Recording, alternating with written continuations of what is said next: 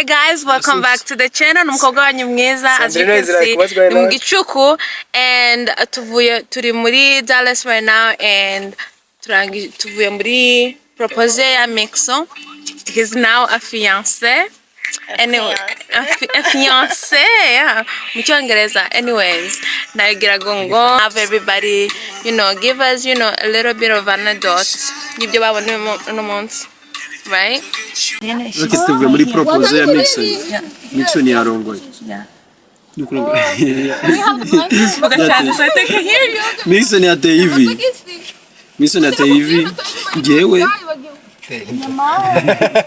Yatenda. Ndio kiasi Micson yatenda. Micson mnazabireba. Don't carry on. Yeah. Okay. Micson yateye hivi. Jewe. You are talking about blankets. Namuherekesha. Oh no, I'm going home. I'm getting off. We happy for him. We happy. So give them that. Okay, nari ndi kumwe n'umushuti Rusine itsagira icyo babwira.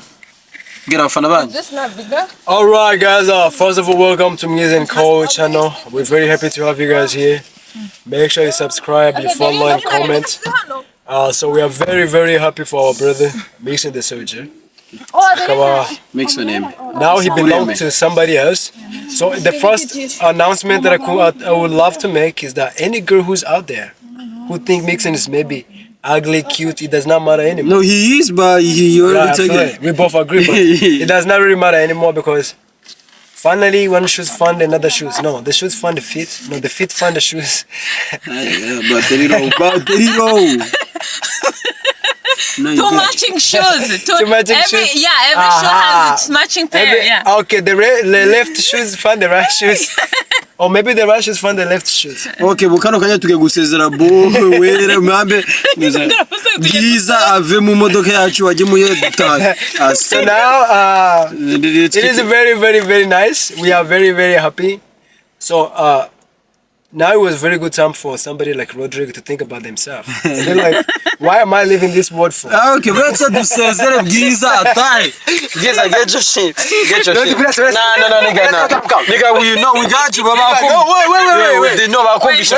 Wait. Okay, let's dusezera Bwiza. Ntabwo gushinja gukundana nande bro, come on. No, Bwiza no kamera yakonje yi. Bwiza aratashe, thank you, bye. Thank you guys, bye. Hey, Rodrigo need a girlfriend, okay? I'm coming. No, this single. He's not. Okay, give me. He's not single, but Bwiza is single. Hello people. Yeah. My name is Ndai. And Micson is my brother. Like big brother or brother, it don't matter. But he's my brother. So like today, he had a big day. I had to support him because he's my brother. Yeah, I'm very happy for him. Umwana twaye umwana. Sigogese umwana karama. Micson ashimusa umwana twe turacyasamye. Nyine I'm very happy for you, bro. I am. I'm proud of you, man. Teye intambwe nziza. Imana izabafashe mu byo muzageramo byose. I think that's it. aba muri Houston mana we mwakoze mana umugi yego mana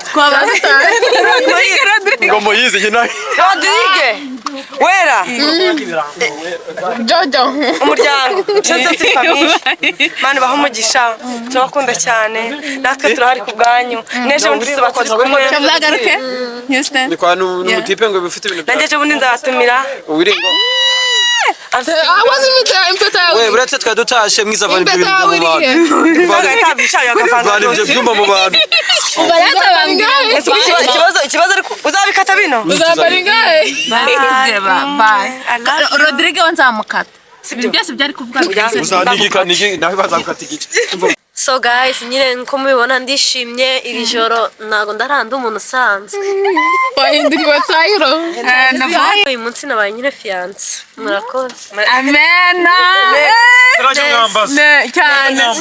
Oh, Micson. Hi guys. My name is Micson. Welcome to Mwiza's channel. Nanjye uyu munsi nahinduriwe izina. Fiance, Micson fiance. Amen. mfite fiye. Future Miss. I don't know. Maze mfite fiance basa mfite fiance.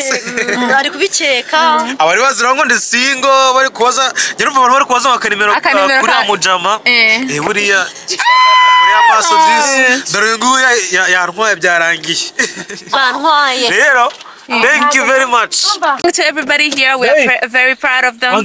We're here because we're very proud of them. Happy New Year and congratulations to the couple, Micson and fiance. Okay, so buno twaye dutashe turi kumwe na Jojo umustari wa Houston. Put the lights on her. Peace. Jojo, say hi to your fans. So we are kuri. Please go up and Ese turare ngo performing. Twarubaye nkanuze nkasigaye tubabwiye na performing azana umugore ku gitaramo. Sky yatumye tavuga nkitaririmba. Bye. Let me say bye to them. Okay, so bye mugire umunsi mwiza natwe tugirugada twese. Maze tuzamenyesha tugeze Houston. Bye girls, welcome to my life.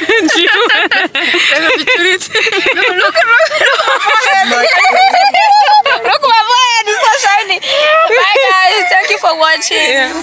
Don't forget to subscribe, share, comment, and and everything in between. Bye. Don't forget to leave a like. Yeah. Under the comments.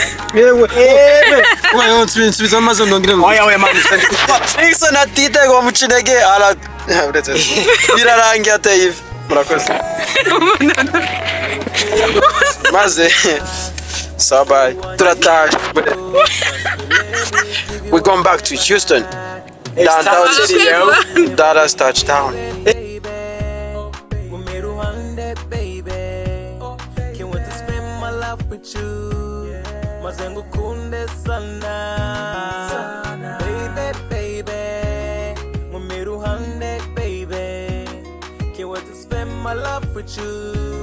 Mazengu kunde sana. I wanna love you sana. I wanna take you far away. I wanna love you sana. 'Cause you're the only one I need. You keep on getting finer. My baby, all eyes on you. Let me love you sana. 'Cause you're the only one I need.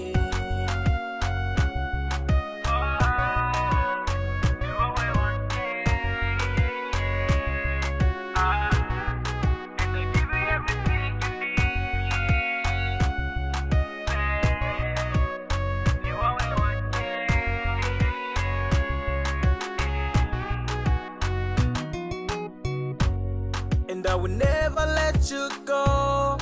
Hold my hand, don't let it go. Naguhawe na bateye. Kuzamuri ruhande. Mbera kabavu. Yinisha numva ukombaye. Kiss me one more time. I wanna give you everything. 'Cause you deserve to be a queen. I wanna give you everything. 'Cause you're the only one I need. I wanna love you sana. I wanna take you far away. I wanna love you sana. 'Cause you're the only one I need. You keep on getting finer. My baby, all eyes on you. Let me love you sana. 'Cause you're the only one I need.